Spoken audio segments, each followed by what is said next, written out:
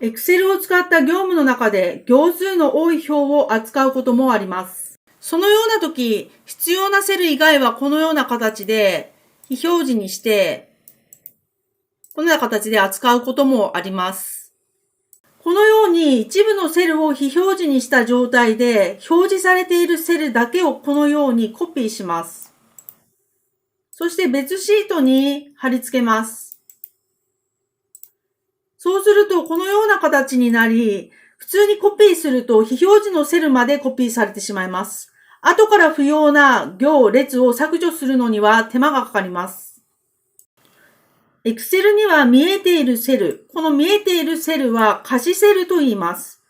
この可視セルだけを選択できる機能があります。この機能を使って見えているセルだけを選択してコピーし貼り付けるということを行います。概要欄をクリックするとマニュアルを作成しておりますので、詳細な資料をご確認ください。まず、この表の中のどこかをクリックしてください。そうしましたら、コントロール A を押します。すると、表全体が選択されます。この状態でコントロール G を押してください。そうすると、このようなジャンプ機能が現れます。ここではセルの選択、そして可視セルをクリック、そして OK を押します。そうしましたら、非表示のセルがこのように白く見えます。この状態でコントロール C を押してコピーします。そして他のシートにコントロール V で貼り付けます。するとどうでしょうか？このように見えているセル、可視セルだけが貼り付きます。そうしましたら可視セルだけを選択できるショートカットキーをご紹介します。今回は可視セルだけを選択できる Alt プラスセミコロンをご紹介します。